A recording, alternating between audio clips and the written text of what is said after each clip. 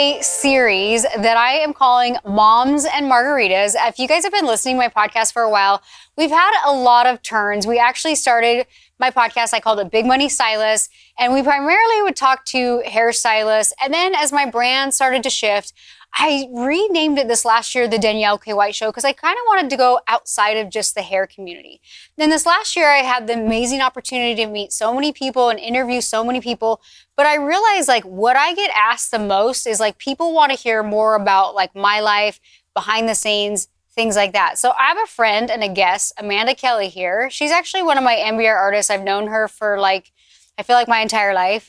I know, it's been, gosh, I don't even know, since beginning of 2014. Yeah, it was like December, not the beginning. So it's been at least 10 years. Yeah, at least 10 years. So I've known Amanda for 10 years.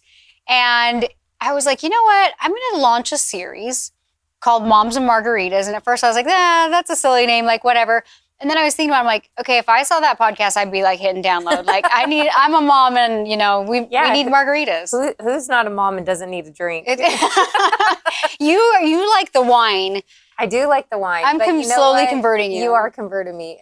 But a good margarita definitely hits differently. It's got to be not like a Chili's margarita. Because that's like sugary. That's like in a fish bowl. It's got to be like a nice, clean, skinny margarita. Definitely. And every now and then I'll like a little jalapeno. Maybe a pinch for me. I don't know. But the reason I wanted to do this series with you is Amanda's a mom. She has 3 kids. She owns a salon. She's an entrepreneur.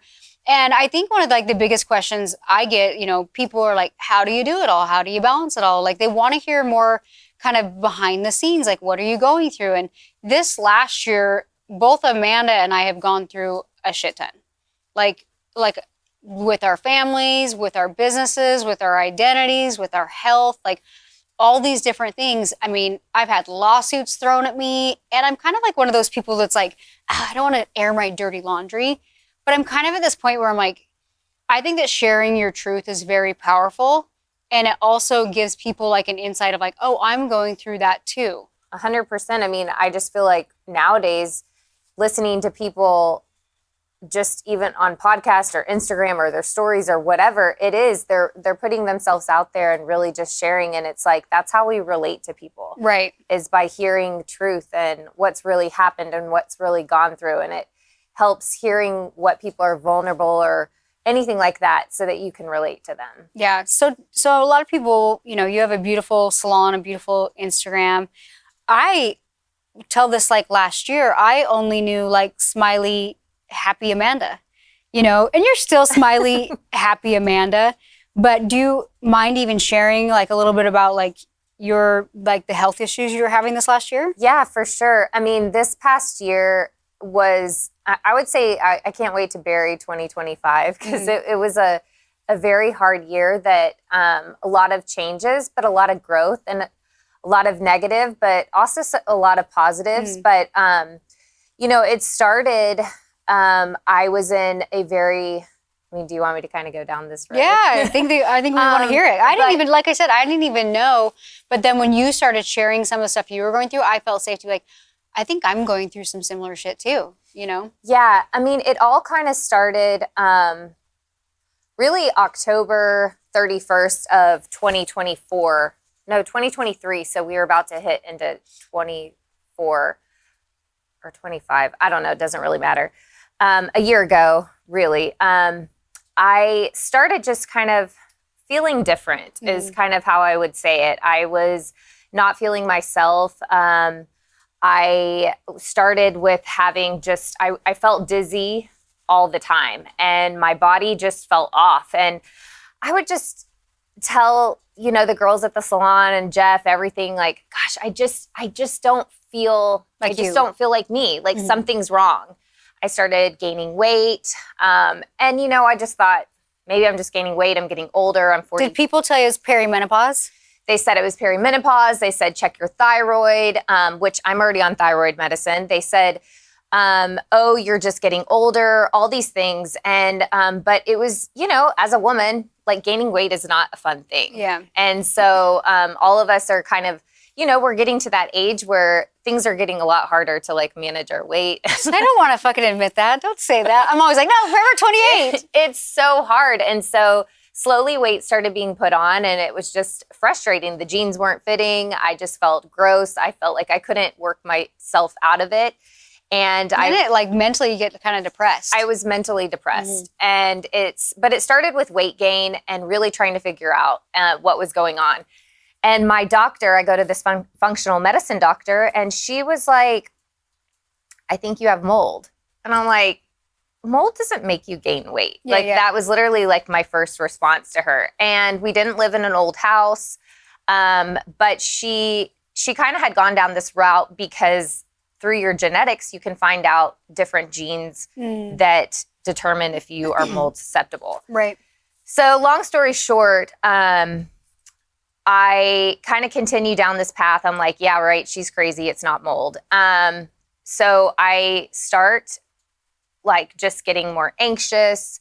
I start having these panic attacks that are coming on, and they're crippling panic attacks. Yeah. They're not just ones that you could really kind of like you had to like literally leave the salon or like. Yeah, they would just come on. And a lot of it started because I was feeling dizzy, and that out of body feeling, your body kind of goes into this flight or fight mode where your body panics, and immediately when you don't feel normal, it goes into this panic attack. Right. And a lot of them happened at night, and there were many nights where I wasn't sleeping, and it was just frustrating and really hard because I didn't know what was happening. When you talk about them, do you feel like because I have something similar, when I start talking about it, I almost am like, don't go there. Yeah, don't go there. Like, go. I don't want to go there. You can't even talk about it because your body starts to respond. I have a lot of PTSD from these panic attacks because they took over my life. And it got to the point where I was, I just felt extremely depressed. I didn't know how this depression could come on. And I felt like I can now relate to so many people that suffer through depression and why people turn to antidepressants or anything like that, because I was in probably the darkest place I've ever been in my life from this point on. And it was a dark space where all my thoughts were going into, I need to commit suicide. Yeah.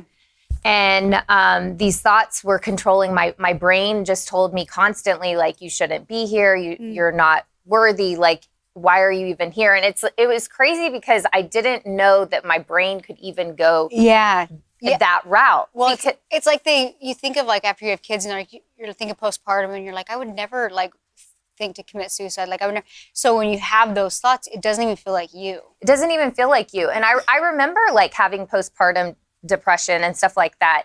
And it was like that times 10. And it was this feeling that you just, I don't even know. I mean, I'd be sitting outside like with my kids and they'd be talking to me and my brain, I couldn't even enjoy the moment. Yeah. It just went to this negative place and I couldn't climb out of it. Yeah. And it just kept cycling where it was the dizziness, the weight gain, the depression, the anxiety attacks, and they were all just kind of like coming on. And it got to this one day, this one night, and I sat my kids down and Jeff, and I basically kind of told them like, goodbye. I'm not okay. And I told them goodbye, and I told them that I'm not going to be here anymore, and that I can't keep going on. And I mean, everyone's crying and it was very, very deep and emotional. And no, Mom, we don't want you to go through, be that. But it's like at that point, I had given up. And it was a very dark position. But the next morning I call into work and I'm like, I'm not coming in. I don't feel good. I just need you guys to take care of everything. And I didn't really tell him much. That's kind of how I said it. And that night before, Jeff had, after hearing like, I don't want to live anymore, he basically, he says this prayer and basically just, tells God, like, please, like, we need your help and give us a sign. So the next day we were having a routine guy just come and do like an AC check. And he comes downstairs and he's like, hey, I am no expert, but you guys have so much mold growing in your HVAC. Oh, wow. And Jeff and I looked at each other and we were just like, holy cow, like you have mold toxicity. My doctor had been right this whole time. And I didn't see the signs. The upstairs bedroom smelled literally like dirty feet. Yeah. It was like a voice. You could it. smell it, but I didn't put two and two together. I just kept putting these like air fresheners, and I had no idea. I was inexperienced. I didn't know that could happen. I didn't know how serious it was, and how it could affect someone's brain, how it inflames your brain. I didn't know all these things. So long story short, I get this and got diagnosed with SIRS. And did you not believe it when she said you about the mold thing at first, or were you at the beginning? I didn't. I was like, "There's no way." Like you're like that doesn't affect. That does. I had no idea that it could be that severe. Severe. Yeah. I just thought I was like getting crazy. Older. Or like, I literally thought that. So, anyways, a year later, it's been a year. I've been on a protocol, and I'm like, thank God, I am night and day different. And if I could help one person along this way go through, like if I could be a voice to share anything, like that this is serious and that we're not crazy moms, like we're, it can be something like this that is affecting you, that you're not saying that is everything, but once you move out of a mold environment, will it naturally heal itself, or do you have to get on a protocol? It will to some degree, depending on maybe like how severe your case is, or if you, depending on if you are like a gene carrier or things like that. But you do, like they recommended like different binders that I needed to be on, certain supplements. I went through like a whole, like, it's called like the shoemaker protocol. But it saved me. Yeah. And it saved my life. And I'm still on a recovery, but I'm doing like so much better. Much better. Like you have good days and bad days. Good days and bad days, but like the good days are beyond the bad days. Yeah. And I never thought that I could climb out of that hole. It seemed like it was never ending, but it's like to be on the upside of it, it's like, I'm going to be okay. Like I'm not going to die. Well, what's crazy is you're sharing all this with me. I think I had similar, but not as severe as you did. Because this last year, we moved to Miami. We were renting a home down here. As you know, I've shared this a lot with you. And all of a sudden, I'm not feeling like myself. And it's like slowly like declining where I feel crazy. Like I'm like, oh my, and then people are like, is it because of the lawsuit and this and that? So then I'm like, yeah, maybe it's that. It's this. Everyone's like, no, it's just, and I asked several doctors, they're like, well, look, you moved your whole family and like you had this lawsuit thing in your company and this and that. And I'm like, I guess, yeah, maybe that's having an effect. And I'm like, no, like I legit had moments where I'm like, this does not feel like me. I'm like, I just don't feel normal. And same thing, had intrusive thoughts. And I'm like, this is like, this does not feel right. And anyways, you had shared your story, and I'm like, I never even thought about getting the house checked for mold because we were renting it, so we didn't do like a full blown. We didn't check that, And you wouldn't have known either. Like you wouldn't have known because it's not something that's really talked about. Yeah, and the crazy thing is like, we did a test, came back, there was like 95 spots of mold, and I could see some of the mold, like. My brain now is like, I could see little black things, but people say, oh, there's some mold that's harmful and some that's not. I had no idea that some people are more affected by mold than others.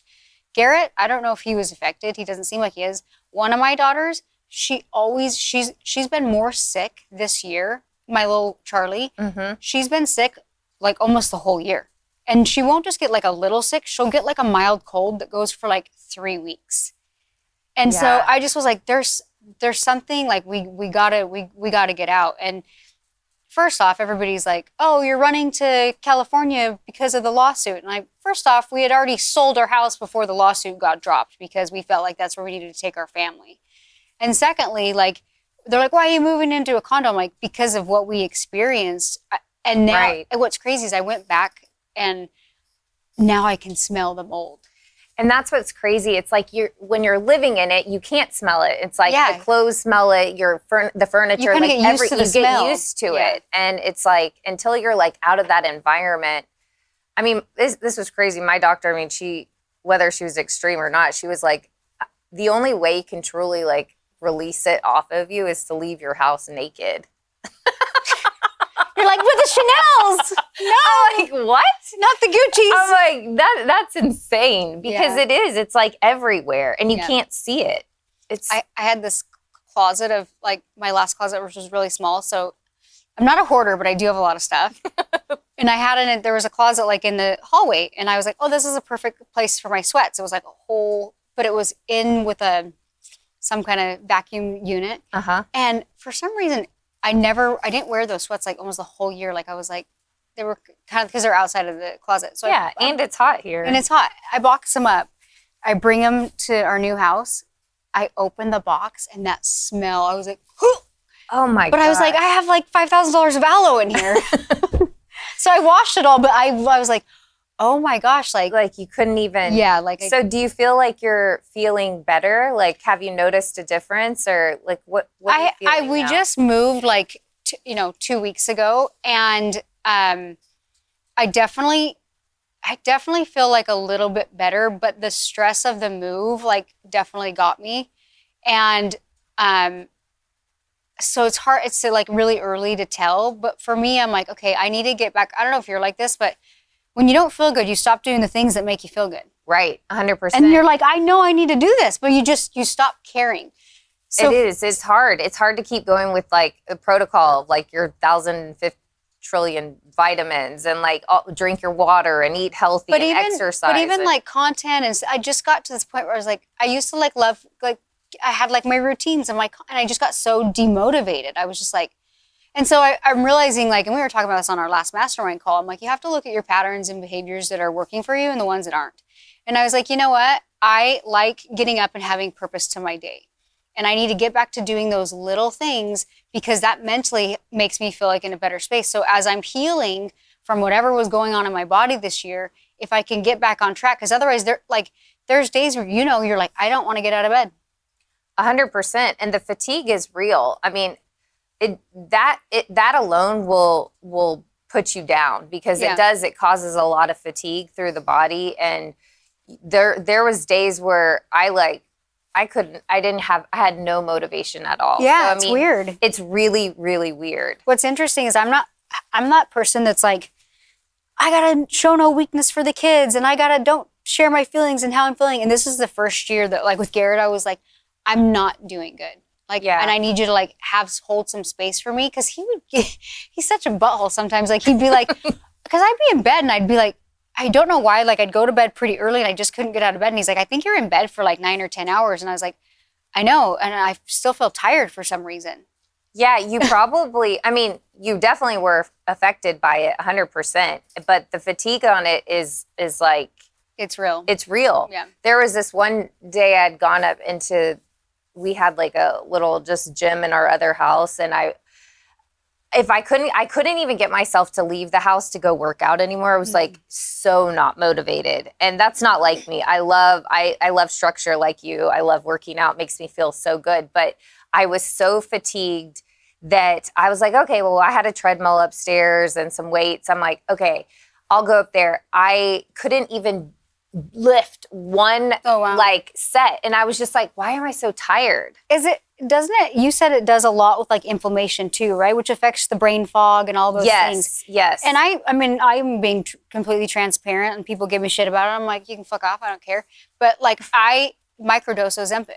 Yeah. And I think that makes a huge difference with inflammation. It does. I mean, that is something like, I know it kind of got like such a bad rap. And of course, like, I'm not a doctor, you're not a doctor, whatever. We're just like talking about what we're trying. What we're trying. But what I have read is like it helps decrease inflammation a ton. And they're seeing so many like great things with it for not just weight loss. There's more like health benefits beyond that. Well, it's interesting because I like I've done all those fitness competitions. And the last one that I did, when you do these fitness competitions, one of the things that's very important to do is you have to do what's called a refeed. Because you go on such a strict diet towards the end and then you just deplete yourself of this water. So you can't just go from that back to Chick-fil-A. Yeah. Like, your body's going to be like, oh, great. It's going to blow up. So my last competition I did with Garrett. And then we went to like Dubai and we were traveling and I was just like, screw it. And for me, I gained like, I think it was like 15 pounds on my small frame, but like quick, within like a couple months. And that's not like me. Like I can do I've done this so many times. I've done a refeed to where like I put on a couple pounds and I expect that. I don't care, you know? And I was just really like frustrated. And so I talked to my doctor and he's like, you know, we could try Ozempic if you want to, just to get you back to where you want to be. Because I was so tired of like doing the strict like competition it's diets. hard. It's like not, you can't live like that. You can't live like that. So he's like, why don't you try some of this? So I went on it. I hated it for the first 3 weeks. He's like, you're going to be sick, which I was.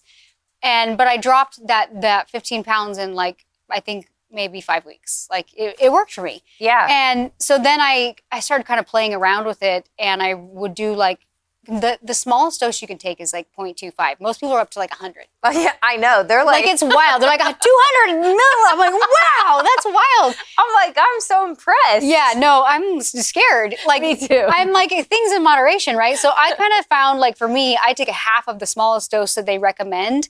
And it's been great. I think it has helped with inflammation and it's helped me be able to live my life and do things in moderation and not feel like I'm doing this yo-yo thing. Because after doing those competitions, it starts to, I learned a lot, but you're not going to eat tilapia and rice your whole life. Like, it's just not realistic. That is something that I want to do too. I want to try it because I feel like it would help so much for me. It's not a quick fix. This is what's crazy because you're already doing the work, right? Because I'm like, people would like give me shit about it. I'm like, I did 4 competitions and I've been pregnant 4 times and with none of that.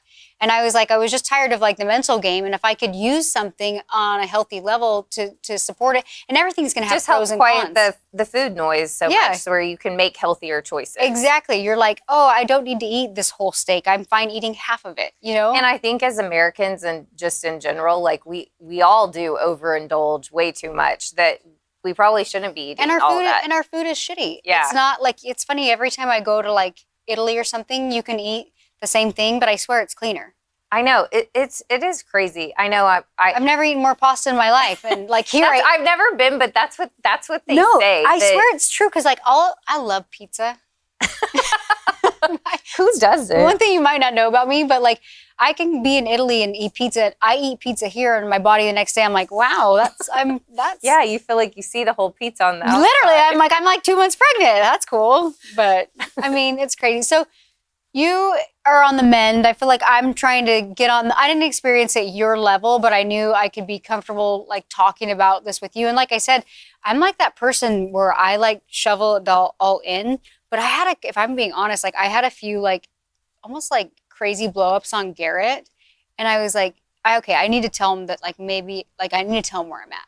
Yeah. You know? You need to share that. I need to share. To open up. And but I think that you have gone through so much that people don't realize like everything like emotionally, everything that you've gone through. It has, I mean, you have a reason why you've bottled things up. It's like, I've been very, very guarded. I've been very burned, I would say. Yeah, and it's hard to get out of that space, but I feel like the more you talk about it, the more you like... It releases. Yeah. So you guys, you moved to Miami. And it's funny you were saying, you're like, it's been like really hard, but on the other side of hard, you're like, wow, this is amazing. I know, because being from Texas, I mean, leaving there... I've never lived anywhere else. I mean, a few places throughout Texas, but never left the state. Right. And leaving, it was like the most traumatic thing. Like my parents were just like, oh my gosh, how are you going to leave? Like, why do you want to leave? Are you sure? Were they supportive? At first, no. Okay. But now they are because prepared, they feel like it's okay. Like I'm not like, it's almost like it felt like a death to them. Yeah. Well, I think what it does, it's funny. I mean, I haven't lived in Utah where I'm from forever. And I remember when I first told my mom, it challenges their box. Like, why don't you like why aren't you happy here? Yeah, or why don't you like want to do what we're doing? Yeah, too? it challenges their box. Yeah, yeah, because they've been there, they're happy there, and not that your parents don't want the best for you. It's just like I think that they think that you should be with them forever, kind of thing. yeah. But moving here was hard. It was challenging. But we were like up for the challenge because I feel like it's made me grow so much as a person. Oh yeah. And just I told myself, no matter what I do, whoever asks me to do something, I'll do it. I'll put myself in all these uncomfortable situations a million times because there's a purpose. Right. It's harder to build something when you're abundant. Yeah. And I think God knows that. And so it sucks when you feel like you're happy, comfortable, safe, because ultimately, like, you could live in a beautiful home in a beautiful neighborhood and like your soul literally starts to die. It does. And I feel like that's honestly like what happened with me. It was like your body was like a physical manifestation of it. Yeah, 100%. Right? It definitely felt that it was almost like God was like, if you're not going to leave, I'm going to force you to leave. Yeah. Yep. And I'm going to put you through what I went through to get me out. Mm-hmm. And I truly believe that. And it's like through it all, like my faith grew stronger, my relationship with my kids, my husband, like everything grew stronger. And like who wouldn't want that? It sucks going through it. It really does suck. Yeah. It's like, it's so hard. And honestly, like, you never feel like you're going to climb out of it. It's the hardest thing, but like, it just goes to test, like, humans can go through so much. It's like, even though this is like nothing in comparison to what I'm sure so many people go through on the daily, but it's taught me to just be like open-minded and to know that you can go through hard things and it's okay. I think that, well, for me, and I'm sure for you, it's because of you have to experience this because of where you're going. Yes. Right? You're like, oh, even like back 15 years ago when we lost everything and I started my brand in a small town and I'm like, what the hell? Later in my career, although it was hard because we like lost our cars and everything, it was hard. But then as I started educating artists and they were like, oh, I live in a small town, like you don't even know, and you have the fan. I'm like, oh no, I know, I went through that. So it almost prepares you to impact future people. Right. And it's hard to talk about it when you're going through it. For sure. You know, I think that's something I'm trying to be better at, is because people just see the highlight reel and they just think, oh, it's because of Garrett and all his hard work, or it's because she's lucky, or it's because of this and da da da. And I'm like, you don't know the hell I went through to get here. You just see the pretty pictures that got me here. And it's like I said, it's hard to talk about it when you're going through it. It's easy for me to talk about, 15 years ago when we lost everything because we got out of it. And now I'm in like a new space of hard where I'm trying to like open up as I'm going through it so that people can see there's kind of an up and a downside to success. How do you feel right now? Like, how do you feel? How does Danielle feel? Moving into the condo that we're at, and we're literally on like the 35th floor, and it's stunning. I feel free. Like, I'm like, my heart feels like, like you know what I mean? Like, I don't know if you guys felt like that when you moved here, but I'm still adjusting physically because there's so many changes. And I told Garrett this the other day. I'm like, I feel like I'm living in a dream. Yeah. I never thought I would live in a high rise. I never thought I'd have this many kids. I never thought I'd be raising teenagers and toddlers. It's my brain is trying to wrap around this new reality, right? And so we were talking about this before because I'm reading Joe Dispenza's book, and I believe it so much where like our body goes into autopilot. And so the minute we do a pattern or we change something in our reality, our body like freaks out. So it could be a good change, but our body's been programmed to go get coffee one way every single day. And now we're not getting coffee that way. So our brain is like, we need to go this way. And our body's like, I want the fucking coffee over here, Yeah. So I feel like in my heart, I know I'm like, okay, like I'm calming down, but now I've been doing things a certain way that I've got to now do a different way. And I'm enjoying reading this book because it just talks about like, you could have this, we were talking about like earlier on the training where like most people, they wake up, they start thinking about their day, they look at their schedule, and they are automatically get overwhelmed, but their brain doesn't compute that like their brain already thinks they went through it. They think that's reality. So it triggers all these signals in the body that you're stressed and tired, and you just woke up and you haven't even gone to work. Yeah. And so I'm really like kind of trying to work on rewiring, even though like you said, like we've gone through so much, our brains are now like, it feeds off that pain because that's the comfort. And it's hard for it to not go back to that place. Yes. And you're like, I know I don't want to be here, but your body's an autopilot and it only knows Amanda in Texas that has mold. And so at a certain level, your body and your brain are like fighting each other. And it's like, you have to, that's a portion of your life, but I do believe you can retrain the mind to create a new, like, I call it autopilot, but to create new patterns. True. Like to release those memories and not hold on to them because they are just a memory. Right. And but my brain has like, it goes to him for comfort. Yeah. That's what you knew for a couple years. Exactly. And so it's like everything, it goes back to like, you overanalyze, you have this PTSD of everything because you think you're going to be back in that space again. Yeah. So it kind of holds you hostage. Yes. Yeah. And it's like, you just want to be free from it. Yeah. Well, I've been telling people like, so I've suffered with anxiety and depression my whole life. I've never medicated for it. I do believe that you can heal it on your own without medication. That's just for me, like what I choose. Yeah. I have family members that are way more severe than me and they do take medication. I'm not against that. I think for me, mine's I can manage it. You know what I mean? Yes. So it's interesting because like I'll have certain things I'm weird about. Like I don't like heights. I don't like elevators. I didn't used to like flying, right?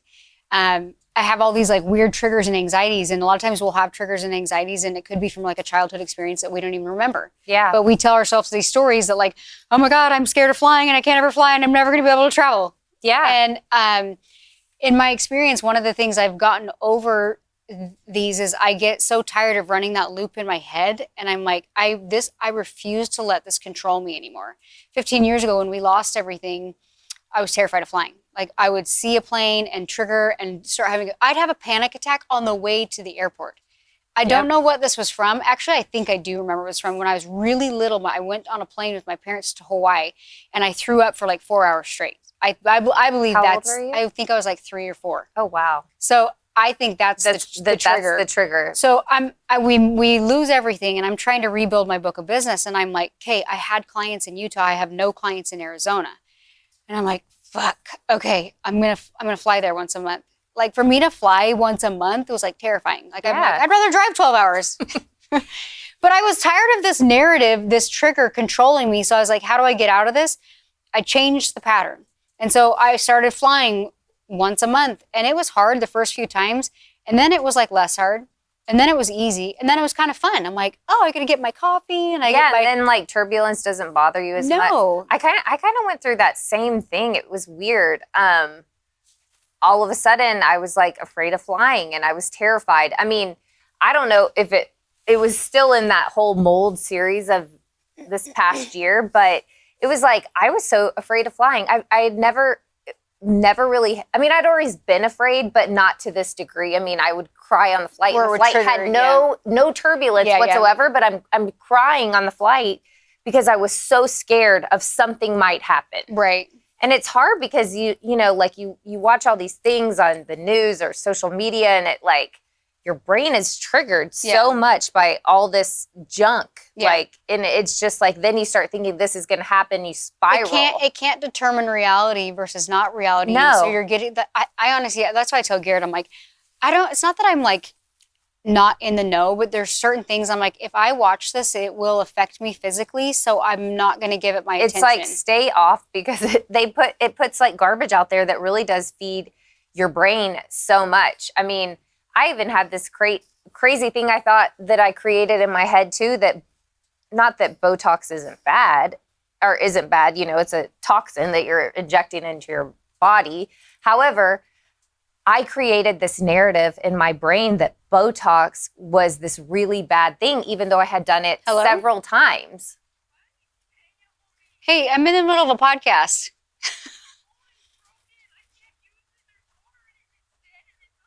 Okay, I'm literally in a podcast. Love you, bye. Okay, love you, bye. Sorry, that was one of my kids, and you know when they spam call you, and you're like, I know, yes, shit, it might be an emergency. No, mine did that earlier. Her phone has today. water in it. We're all safe. Oh yeah, put it in rice. Sorry, that was a real mom moment. No, but it was like I created these narratives in my brain that like Botox was bad. You shouldn't do Botox. But I will tell you, I faced the fear. Like not a year later, I was like, well, I'm just gonna have to do this to get over it. Yeah. And I did it, and nothing happened. Yeah. Like I didn't have a weird reaction. I didn't have right. I created all these stories in my brain that something negative was going to happen. I almost think too, if you go in that space, something does happen. Right. Because I still get nervous. Like almost every time I go in to get Botox, I had a traumatic experience where the girl I was like, I don't even know why, but she recommended Botox in my chin. I don't know why. I'm like one of those people who's like, yay, is that gonna make me look snatched? Great. Like, so she does it, and it drops my mouth. I couldn't move my mouth or smile for 6 months. I was like, that would freak me out. Hey guys, how's it going? Was drool coming out of your mouth? And it still has not fully recovered. Like it's like a little bit off on one side. It's so bad. No. So, but it's funny because I was like, I don't want to like let that experience affect me from not doing Botox anymore. But I'm also going to like research the person I go to and talk to him about it and that kind of thing. Because this was like a random person that had never been to, and I was very trusting and dumb and like, whatever, yeah, let's try it. But I was like, I'm not going to let this keep me from doing it. But every time I go to get Botox, I literally have to be like, get out of your head. And this sounds weird. It's a trick I do when I've had a traumatic experience. I'm like, it's almost like I go into a meditative state and I like lower my breathing a little bit and I just go to my happy place, and then I got Botox and I'm done. I'm going to try that. You should. It actually works in all scenarios. Do you ever feel like does your brain go and start thinking about it like the next day? And do you have to calm yourself again? No. But I've taught myself like in situations to do this little trick. Like, I mean, I'm sure there's studies and people actually like teach you how to do it, but I kind of taught myself to do it out of survival. I was like, okay, you're going to go to, I almost feel like I take myself out of my body. Yeah. I'm not in my body anymore. It's kind of cool. Okay, I like that. Yeah, it takes some practice, but like you just have to be like next time you're looking at a needle, just take yourself out of your body. Like you lower your breathing. You're not there anymore. You feel like you're floating. You do. I kind of felt it like right now. Like people are gonna think I'm crazy listening to this, but that's okay. It works for me. But well, I feel like life is crazy, and we're gonna do this mini series. I don't want to share our whole story on one podcast. Yeah, for sure. Because we both have gone through a lot this year, and I think it's helpful for women to hear about it, to talk about it. Because I think a lot of times you feel, like I said, you see the highlight reel, you see the pretty photos. Like even if I were to meet you, I'd be like, she's so happy and positive and that kind of thing. But like I also too know like how much you went through this year and you're still going through, you know. So I thought this would be you'd be a perfect person to do this series on. And we can talk about like whatever you guys want to hear. You want to hear about lawsuits? Sure. Stay tuned to the next episode. We're going to bring up some lawsuits. We're going to be talking about health, fitness, wellness, married life, kids, the insanity. People are always like, how do you do it all? And I'm like, I don't. I'm like, you're always in a season, you know, and you have to focus on what your time and attention needs most in that season. Like even for me with my companies, my last 2 kids, I had high risk pregnancies, and I kind of went from working these crazy hours at the salon, micromanaging everything, like really being involved, to being like, I'm in a season where I need to take care of me and my kids. For sure. You know, and I had Bailey at that time. She was sent to Wilderness. That's a whole nother podcast. But like my teenager with Charlie, my last pregnancy, Bailey was like, I don't know if I've ever shared this with you. She was starting to go down a bad path with friends. And I was literally worried I was going to like wake up and she'd be dead on the beach or something. Like it got that bad. And she was only 14 years old. And I had just found out I was pregnant with Charlie. And I sent her to, sorry, I don't want to cry on the first episode, but I sent her to Wilderness, and it was the hardest thing I'd ever done in my life as a mom. because I felt like it wasn't that I was giving up. It was reaching out that I needed help.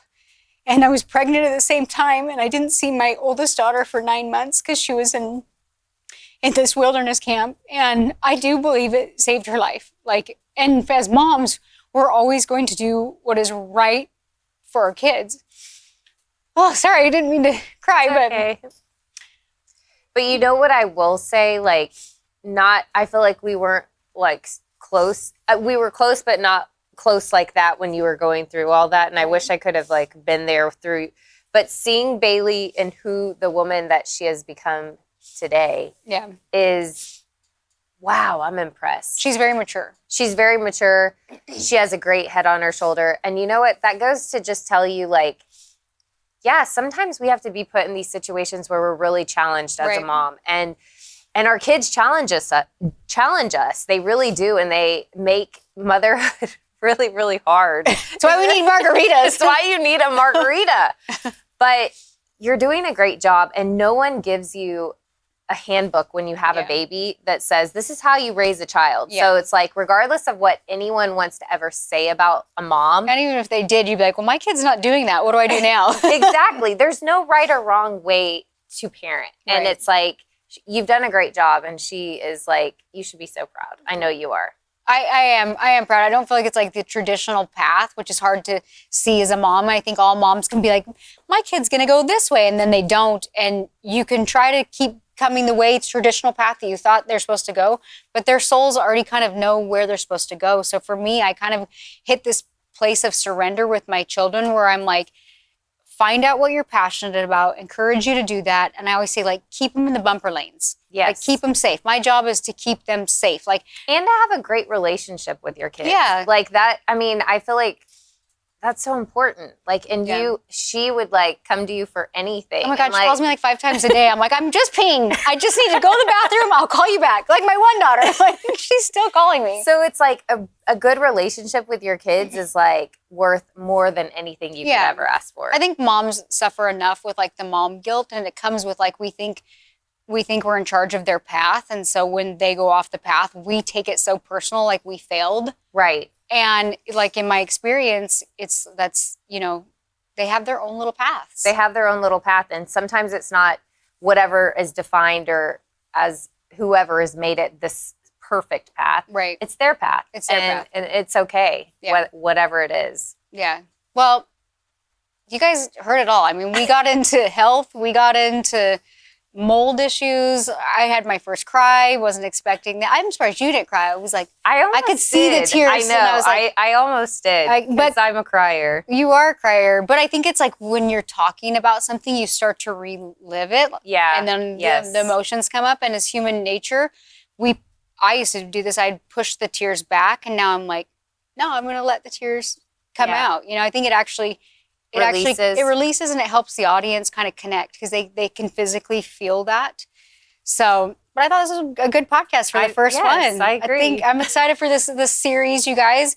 We'll be posting it. Share it with your friends if you feel like they'll relate to this, if they'll find value from it.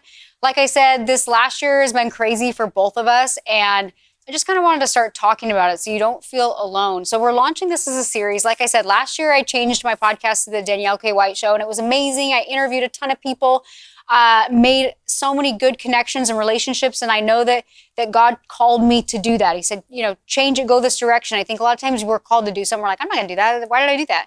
And it's having that faith to do something and not knowing the outcome, or you'll figure it out along the way. And the challenge is just to go when you feel like you should do something. And for me, I thought the go was to change the podcast, to meet these people, which is great. But maybe the go was to figure out this right here. It was like, okay, this is what's going to catch. This is what people need to hear. So either you like a margarita or you don't. Welcome to the Moms and Margaritas series. We're going to roll out 12 of these.